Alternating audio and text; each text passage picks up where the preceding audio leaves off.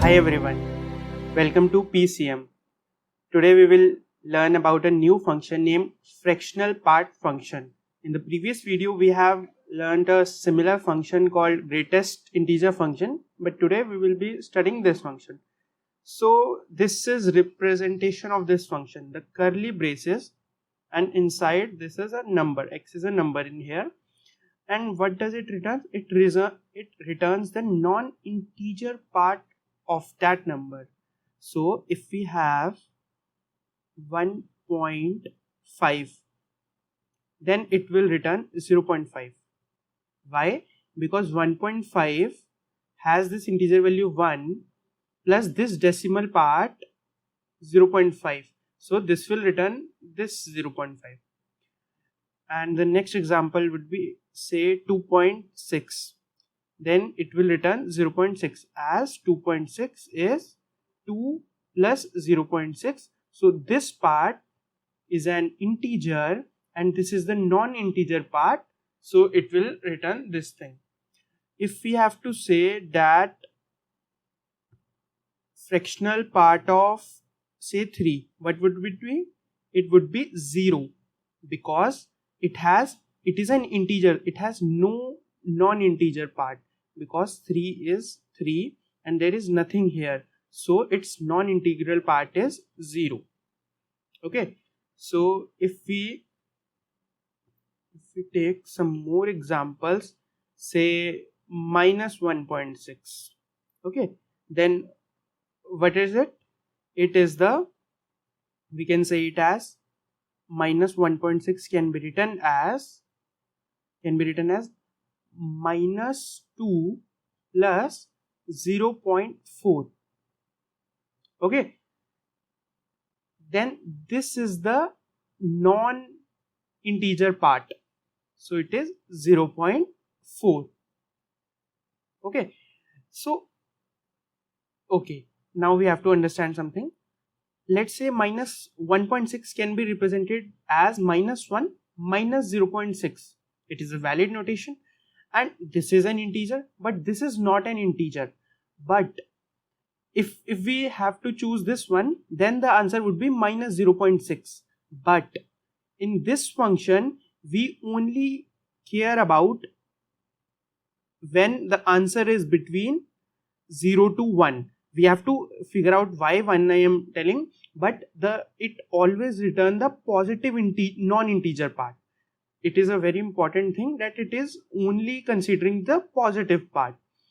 Suppose we have to say that minus 3.5, then it would be minus 3.5 can be written as minus 4 plus 0.5. So this is 0.5. okay, so these are all plus values. The answer of this function is always positive. okay, so if we have to say, let's say if x is an integer, then what the fraction part of x will be? It will be 0. Fraction part of minus 2 is also 0, because minus 2 can be written as minus 2 and there is nothing here, so the non-integral part is 0. okay, so fractional part of x is 0 only. Then we have, if x is greater than 0 and x is not an integer. okay, the second case, this is the case 1. This is, we are considering this case, the x is positive and it is not an integer. Then what would happen? The fraction part of x can be written as x minus greatest integer part of x. okay, so if we take the example of 1.6, this fraction part of 1.6 can be written as this 1 plus 0.6. So this is the integer part, this is equal to int of 1.6, and this is the non-integral part, so it can be written as 1.6. So we have this thing too, and by some rearrangement we can see that x is gent of x plus fractional part of x. Okay, so this is an important thing to learn, but just remember that it is for the positive case. Okay, now we move on to the third case, and that is if x is less than 0 and x is not an integer. In this, the x is negative. So first take an example.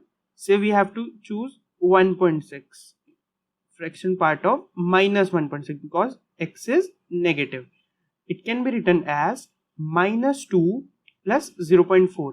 Now remember, gent of minus 1.6 is actually minus 2, because minus 2 is the greatest integer that is less than minus 1.6. Okay, so this is the gent of minus 1.6, and this is the gent of this is the fraction part of minus 1.6. So in this case also, the fraction part x can be written as x minus gent of x. So let us take an example for this one, because it's sort of tricky. Let's say 3.7 minus 3.7. Then x is minus 3.7 minus of this is gent of x. Gent of x in this case is minus 4. So we get 0.3 here. So yes, this formula is also true. When you will do rearrangement, it will be similar to this one. So this formula holds for both positive and negative case. Okay. Now next we have to consider the graph of this function, how this function looks geometrically. So if I draw, okay, so it is not straight. If I have to draw a line, then it would be, and this thing. Okay, so yes, it is y, it is x. Let's mark some point 0, 1, 2, 3, minus 1, minus 2, and minus 3. Now the graph part. So if at every integer the gent of x would return 0. So at 1 we know that it is 0, at 2 it is also 0, at 3 it is also 0, at 0 it is also 0, because gent of fraction part of 0 is 0, and minus 1 it is also 0. So these are the points.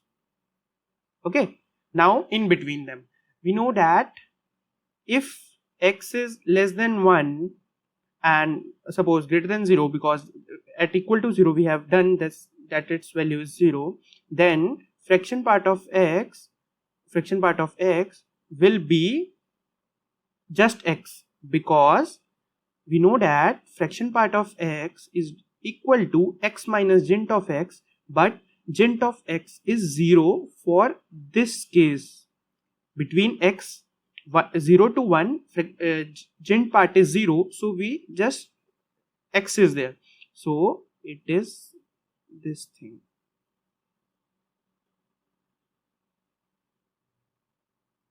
Okay, because fraction part of 0.9 is 0.9, fraction part of 0.9999 is actually 0.9999. Okay, then for x between 2 to 1, at the 1 it is 0, so remember this open circle thing, that this particular point is not included in this line. Okay, and in this case fraction part of x is equal to x minus 1, because gent is 1 in this case, so it is x minus 1. So it looks like this thing.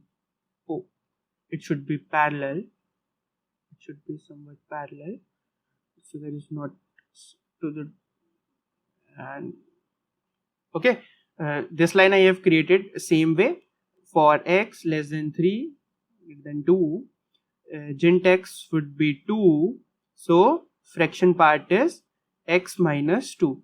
Okay, remember that these are open circles, then it will be this thing. This is the graph of gent x for the positive sign. Now we have to take the case of negative part also. Okay, so negative part, let us draw between -1 and 0. Okay, so in this the gent part is -1, so the graph of fraction part of x is equal to x plus 1. So its graph will look like this thing. The figure is obviously not to the scale. Okay, let me draw it clearly. So it is like this thing. Okay, so note that it is all 1, it is all 1, and it is 0, all 0, this point, and it is line, all these lines are parallel, these lines are parallel. Okay, so the graph, if we have to make a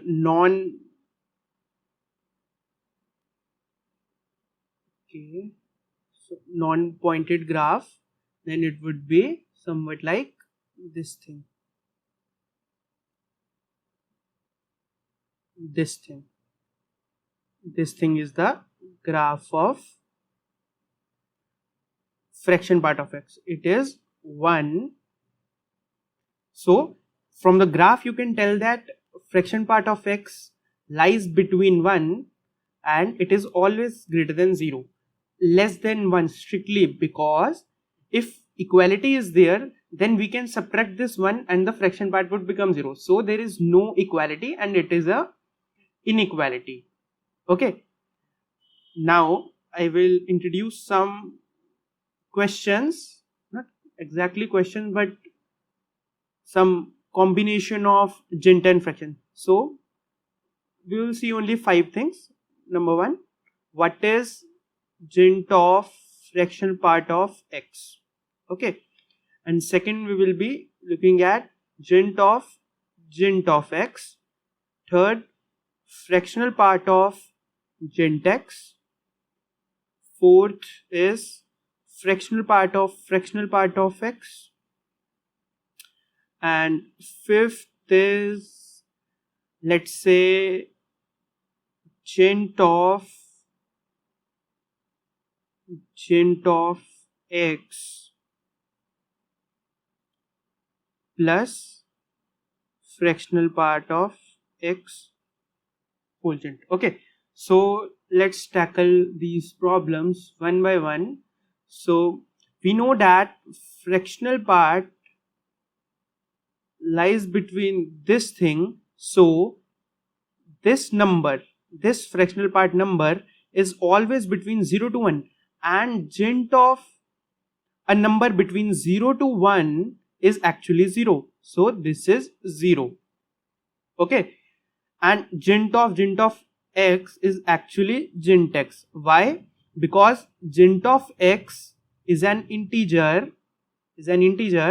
and applying one more gent to this integer would not make any difference, so it is equal to 1 time gent of x.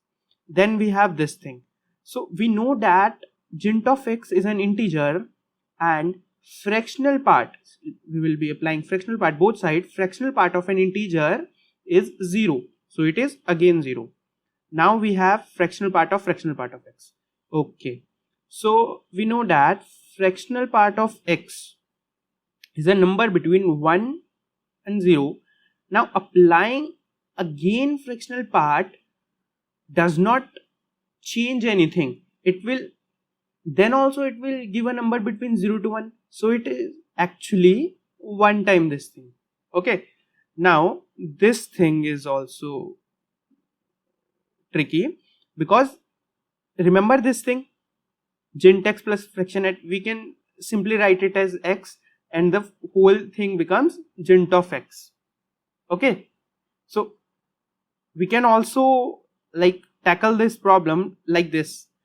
Break this plus in two gent part, gent of x plus gent of fractional part of x.